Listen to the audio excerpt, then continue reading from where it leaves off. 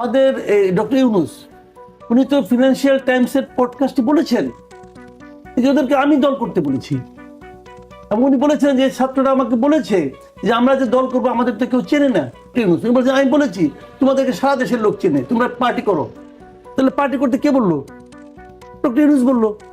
আমাদের আজকের আলোচনা নতুন যে দল গঠিত হয়েছে জাতীয় নাগরিক পার্টি, সেই দল থেকে তারা দাবি জানিয়েছে সেকেন্ড রিপাবলিক প্রতিষ্ঠার জন্য। তারা গণপরিষদ নির্বাচনের কথা বলছে। আজ আমরা বোঝার চেষ্টা করব যে গণপরিষদ নির্বাচনটা কতটা বাস্তব এবং কতটা রোমান্টিক এই সময়ে। আজকে আলোচনায় উপস্থিত আছেন সিনিয়র সাংবাদিক মাসুদ কামাল এবং আছেন জাতীয় নাগরিক পার্টির যুগ্ম সদস্য সচিব। তার প্রতি আমাদের অতিরিক্ত ভালোবাসা। আমি একটা উদাহরণ দিয়ে বলি আপনাকে। ধরেন একটা স্কুলে পড়াশোনার পরীক্ষা হচ্ছে, এখানে 3 জন ফেল করছে, তার মধ্যে আমার সন্তানও আছে। আমি কাকে যে ধমক দেব? আমার সন্তানকে। তোমাকে নিয়ে আমার প্রত্যাশা বেশি। আর 2 জন কার কার ছেলে ফেল করছে না, কিন্তু আমার কোনো মাথা ব্যথা নাই। কথাটা বুঝতে পারছি? এই দলকে আমি মনে করি আমাদের দল, আমাদের ছেলেদের দল, আমাদের ভাইদের দল, আমাদের দল। এই দলের কোনো খারাপই আমার সহ্য হয় না, এই দলের কোনো ভুলই আমার সহ্য হয় না। কিন্তু অন্যান্য দল করলে সেটা সহ্য হবে, অন্য দল কিছু করেন না, ওটা তো আমার আওতার বাইরে। যেমন আমাকে অনেকে জিজ্ঞাসা করছে আপনি ব্যয় নিয়ে প্রশ্ন করছেন, কই আওয়ামী লীগ বিএনপি নিয়ে করেন না? আমি করি না, করছি, একদম যে করি না তা না, করছি, কিন্তু এটা নিয়ে এত মাথা ব্যথা নেই আমার। কেন নাই? যে ওটা তো আমার হিসাবের বাইরে। আমি তো ওই দলগুলিকে পছন্দ করি না বলেই তো একটা নতুন দল চাই। যাকে আমি চাই যদি সেও এরকম ঝামেলা করে, তাহলে তো আমি হতাশ হবই। হতাশ হবো না? আমি তো একটা বিকল্প জায়গা খুঁজতেছি, যে যার উপরে আমি ভরসা করবো, যাকে আমি ভোট দিতে চাই, কিন্তু একটা বিকল্প জায়গা খুঁজতেছি। আমি তো গড্ডার লেগে প্রভাবে ভেসে যাক ওরকম দল চাই না, আমি একটা নতুন ধরনের দল চাই। সেই জায়গায় যখন না দেখি তখন আমি হতাশ হই, তখন আমি ক্ষুব্ধ হই। আমার তার কিছু করার ক্ষমতা নাই। আমি তো ছোট মানুষ, আমি আমার রাগটা প্রকাশ করি। আমার রাগ দেখে যদি ওরা ভাবে তাই তাই লোকরা রাগ করছে কেন, ঠিক আছে আমি আমাদের চেঞ্জ করি, চেঞ্জ করেন। আমার কথাটা হলো কি, আমি যে পয়েন্টটা বলতেছি যদি সেই পয়েন্টটা যদি লজিক্যাল না হয়, আপনি আমাকে লজিকটা বুঝান, ইউ আর রং, ওকে, আমি এর কথা বলবো না। কিন্তু আপনি বুঝাবেন না আমার গালি দিবেন, এটা তো হবে না রে ভাই। আপনার বুঝান যে কেন আমি হিসাব চাইতে পারবো না, কেন আমি জিজ্ঞাসা করতে চাই, আমি পারবো না যে আপনাদের ওই মিটিং এর যে খরচটা হয়েছে সেই খরচটা আমাদেরকে জানান। আমি কেন জানতে চাইবো না? আমি চাইবো। আমরা কিন্তু আগে অনুষ্ঠানে থেকেই অনুষ্ঠানের ব্যয় নিয়ে কথা বলেছিলাম। সেখানে যেমনটি শুনেছিলাম আরিফুল ইসলাম আদিব ছিলেন এবং আদিব আমাদের জানিয়েছিলেন যে এখানে 50 লাখ টাকার মতো খরচ হয়েছে এবং সেটা কমিটির সদস্যদের কাছ থেকে চাঁদা নিয়েই। ঠিক আছে, কার কাছ থেকে কত টাকা চাঁদা আছে পাবলিক করলেই তো হয়, কোনো প্রবলেম তো নাই। একটা ওয়েবসাইট থাকতে পারে। আমি আপনাকে উদাহরণ দেবো, এই ধরনের দল তো আছে। দিল্লিতে যখন আম আদমি পার্টি হয়, ওদের ওয়েবসাইট ছিল, প্রত্যেকটা টাকার হিসাব হইতো। ওখানে 10 রুপি যে দিত, তার নামও থাকতো ও আমাকে 10 রুপি দিচ্ছে। যদি কেউ আপত্তি করতো আমার নাম প্রকাশ করেন না, তখন সে বলতো যে উনি বলেছেন ওনার নাম প্রকাশ করবেন না। আর নাম প্রকাশ না করলে পরে ব্রিটেনের লেবার পার্টি আপনার টাকা নেবো না। আপনি দিয়ে দেখেন পান কিনা। ব্রিটেনের লেবার পার্টিকে আপনি টাকা দিতে চান, আপনি এই শর্তে দ্বারা টাকাটা নেবে, আপনার নাম প্রকাশ করতে হবে। আরিফ সোহেল, আমি সেক্ষেত্রে মাসুদ কামাল যেটা বলেছেন যে প্রত্যাশা বেশি আপনাদের কাছ থেকে, সেজন্য আপনাদের সমালোচনা করছেন। আমিও তাহলে চাইবো যে আপনারাও এখানে যতটুকু স্পষ্ট করতে পারেন যাতে করে সমালোচনাগুলো না থাকে, এবং আপনাদেরও যদি কোথাও শুধরানো থাকে সেটা আপনারা স্বীকার করেন কিনা, শুধরানোর প্রয়োজন সেটাও জানতে চাই। গড্ডালিকা প্রবাহে গা ভাসানোর একটি কথা এসছে। এই জায়গাতে আমার প্রশ্ন হচ্ছে যে আমরা সাধারণত দেখে এসেছি রাজনৈতিক দলগুলোর বড় বড় প্রোগ্রামগুলো ঠিক এভাবেই হয়। নতুন কি করলেন আপনারা? নতুন রাজনৈতিক বন্দোবস্তের কথা বলছেন, নতুনটা কি আনলেন? এবং এই একই প্রশ্ন কিন্তু আমরা এর আগেও শুনেছি। তো আপনারা কি পারতেন না যে একটা ফান্ডটা কিভাবে আসছে শুরুতেই খুব স্বচ্ছ রেখে অনুষ্ঠানটা করার? ধন্যবাদ। প্রথমত যে প্রশ্নটা করলেন এবং ভাইও যেটা বললেন, অবশ্যই এই প্রশ্নগুলো আসুক, আমরা খুব পজিটিভলি দেখি এই প্রশ্নগুলো। এবং খরচের যে ব্যাপারটা, ইতিমধ্যেই বিভিন্ন টকশো আলোচনা সভায় আমাদের যারা নেতাকর্মী আছেন তারা স্পষ্ট করেছেন আমাদের নেতাকর্মীদের চাঁদা, বিশেষ করে প্রবাসী একটা বিশাল জনগোষ্ঠী কিন্তু আন্দোলনের সময় থেকে আমাদের সাথে কানেক্টেড বা বিভিন্নভাবে কানেক্টেড হয়েছিলেন। তাদেরকে পরবর্তীতে আমরা সংগঠিত করেছি। জাতীয় নাগরিক কমিটি কিন্তু প্রতিষ্ঠিত হয়েছিলই মূলত সমাজের এই সকল পেশাজীবী ব্যবসায়ী যারা জুলাই গণঅভ্যুত্থানের পেছন থেকে ভূমিকা রেখেছেন তাদেরকে সংগঠিত করার কাজে। ছাত্রদের তো বৈষম্য বিরোধী ছাত্র আন্দোলন ছিল, গত 6 মাস কিন্তু জাতীয় নাগরিক কমিটি এই কাজে ব্যাপকভাবে সফল হয়েছে, সমাজের বিভিন্ন স্তরকে যুক্ত করতে পেরেছে। এর ফলে তাদের কাছ থেকে কিন্তু অর্থ সহায়তা বা এই ধরনের বিভিন্ন লজিস্টিক্স সহায়তা আমরা পেয়ে থাকি। এখন বিষয়টা হচ্ছে অ্যাকাউন্টেবিলিটি প্রশ্ন, কার কাছ থেকে আমরা পাচ্ছি এবং কিভাবে খরচ করছি। দেখুন, এই জায়গায় একেবারেই একমত যে এটা জনগণের সামনে উন্মুক্ত থাকা উচিত এবং এটা জনগণের সামনে উন্মুক্ত থাকবে। যে প্রশ্নটা করা যায় সেটা হচ্ছে গিয়ে, এখন যে খরচগুলো হলো সেটার হিসাব কোথায়, সেটা আপনার প্রশ্ন অবশ্যই করতে পারেন। আমরা এটা নিয়ে কাজ করছি এবং অবশ্যই আমরা আমাদের মতো করে একটা মডেল আমাদের খরচ বা অ্যাকাউন্টেবিলিটির জায়গায়, ফিনান্সের জায়গায় আমরা ডেভেলপ করার কাজ করছি এবং এটা জনগণের সামনে অবশ্যই আমরা উন্মুক্ত করব। কিন্তু এরকম একটা ধারণা আছে আরিফ, আপনাকে বলি, যে এটা 1 কোটি টাকার নিচে এটার খরচ হয়নি এবং এটা সদস্যদের কাছ থেকে চাঁদা নিয়ে হয়নি, বিভিন্ন স্পন্সরের কাছ থেকে টাকা এসেছে। এই বিষয়গুলো ক্লিয়ার করবেন কি? শুধু সদস্য চাঁদা তো অবশ্যই না, যেটা আমি ইতিমধ্যে বললাম। নাগরিক কমিটি যাদেরকে মূলত যুক্ত করেছে ছাত্রদের বাইরে, এদের মধ্যে ব্যবসায়ীরাও আছেন এবং তারপরে বিভিন্ন পেশাজীবী আছেন যারা খুবই সচ্ছল। এরা আসলে ভালো পরিমাণেই কিন্তু আসলে এখানে কন্ট্রিবিউট করতে পারেন, সেই কন্ট্রিবিউশন আমরা নিয়েছি।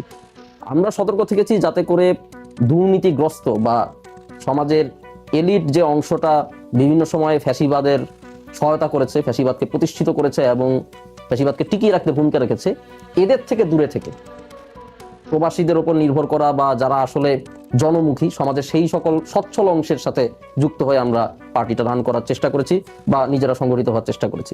সেই জায়গা থেকে স্পন্সরশিপ যদি আপনি বলেন, একজন ব্যবসায়ী যিনি বৈধভাবে ব্যবসা যে ব্যবসায়ী স্পন্সর করছে এখানে, হয়তো সে আজ ফ্যাসিস্টের দোসর হিসেবে প্রতীয়মান হয়নি আমাদের সামনে, কিন্তু আগামীতে গিয়ে এর অর্থ এই না যে সে আগামীতে গিয়ে কোনো আপনার কাছে অন্যায্য দাবি করবে না এই সুবিধা দেওয়ার বিনিময়ে। সে বিষয়টাকে আপনারা মাথায় রাখছেন? অবশ্যই।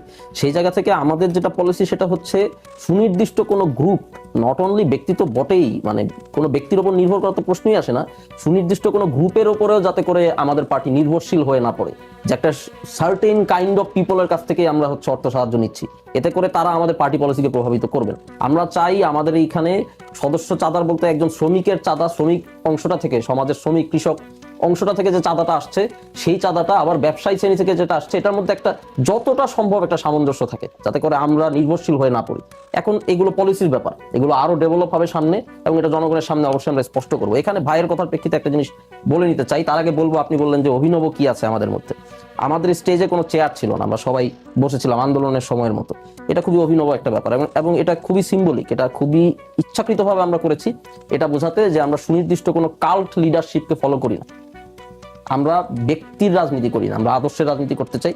জুলাইয়ের যে আকাঙ্ক্ষা সেটা নিয়ে আমরা রাজনীতি করতে চাই। কিন্তু সেখানে প্রশ্ন আছে যে আপনাদের, আপনি শেষ করেন তারপরে উত্তর দেবেন, প্রশ্নটি করে রাখি, যে আপনাদের রাজনীতির আদর্শটা কি সেটা স্পষ্ট না। জি হ্যাঁ, এখন যেটা বলছিলাম সেটা হচ্ছে, তারপরে আমাদের দলের যে ঘোষণা সেটি দিয়েছেন কিন্তু নিজের ভাইয়ের মরদেহ বহন করা একজন নারী, জুলাইয়ের শহীদ, আপনারা দেখেছেন, তিনি ঘোষণাটি দিয়েছেন। তো এই ধরনের বিভিন্ন সিম্বলিক ব্যাপারে কিন্তু আমরা ইতিমধ্যেই ওই প্রোগ্রামটা যদি আপনারা দেখেন, অভিনব অনেক কিছুই আমরা করেছি। এই বিষয়গুলো একনলেজ করা দরকার। আপনার কথা বা আপনার সমালোচনার টোনটা কিন্তু সেদিক থেকে খুব গুরুত্বপূর্ণ। আপনার টোনটা কিন্তু আসলে পরিষ্কার করবে যে আপনি ভালো চাচ্ছেন, ভালো চেয়ে সমালোচনা করছেন না, আপনি আসলে চাচ্ছেন যে এটা বিতর্কিত হয়ে পড়ুক। আমি আপনাকে খুব স্পষ্ট একটা উদাহরণ দিই। বন্যা সর্বপ্রথম যখন ফিনান্সিয়াল ব্যাপার নিয়ে ছাত্রদের সমালোচনাটা হয়, সেটা হয়েছিল বন্যার সময়। আমরা যখন ত্রাণের কাজটা করেছি, আমরা খুবই অনভিজ্ঞ ছিলাম এবং সেই সময় টিএসসিতে যে সকল ছাত্ররা কাজ করছিল, কেউ কল্পনাও করে নাই যে এখানে কোটি কোটি টাকা উঠবে। ত্রাণের কাজ আমরা এর আগেও করেছি, কত উঠেছে, 10 লাখ 20 লাখ, এগুলো দিয়ে আমরা কাজ করেছি। কারো আইডিয়াই ছিল না মানুষ এভাবে উচ্চায় পড়বে, এখানে কোটি কোটি টাকা আসবে, এবং এটা অনভিজ্ঞতার কারণে কেউ হ্যান্ডেল করতে পারেনি। কিন্তু যখন পরবর্তীতে আমরা বুঝলাম যে ঘটনা এরকম ঘটতেছে, সাথে সাথে আমরা কিন্তু অডিটর নিয়ে এসে আমরা এটাকে অডিট করেছি এবং সেটা সংবাদ সম্মেলন করে প্রকাশ করা হয়েছে। কয়জন মানুষ এই অডিট রিপোর্টটা খুঁটায় খুঁটায় দেখছে এবং পড়ছে, কি সমালোচনা করতেছে কিন্তু। তাহলে দেখেন এখানে টাকাটা যেভাবে ব্যয় করা উচিত ছিল পরে সেটাকে আপনারা করতে পারেননি।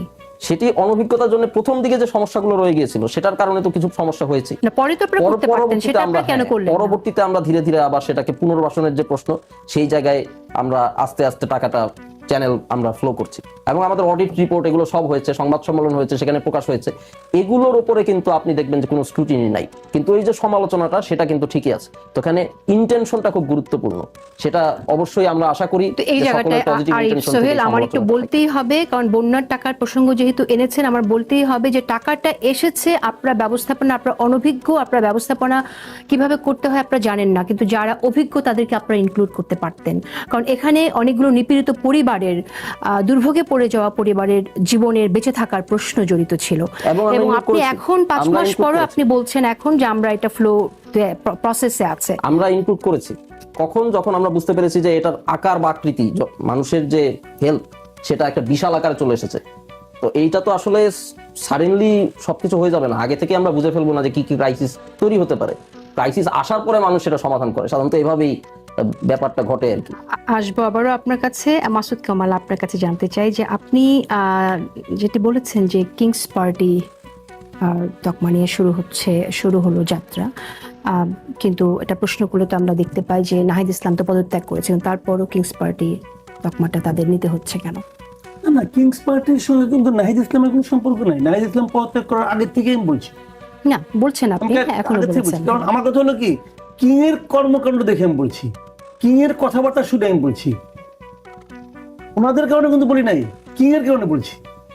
সেটা কি আমি বলি আপনাকে, আমাদের ডক্টর ইউনূস উনি তো ফিনান্সিয়াল টাইমসের পডকাস্টে বলেছেন যে ওদেরকে আমি দল করতে বলেছি, এবং উনি বলেছেন যে ছাত্ররা আমাকে বলেছে যে আমরা যে দল করবো আমাদের তো কেউ চেনে না, তখন আমি তাদেরকে বলেছি, মানে উনি বলেছে, উনি আমি মানে ডক্টর ইউনূস, উনি বলেছেন আমি বলেছি তোমাদেরকে সারা দেশের লোক চেনে, তোমরা পার্টি করো। তাহলে পার্টি করতে কে বললো? ডক্টর ইউনূস বললো। এখন ডক্টর ইউনূস যে পার্টি করতে বললেন, এই জিনিসটা কে কে জানলো?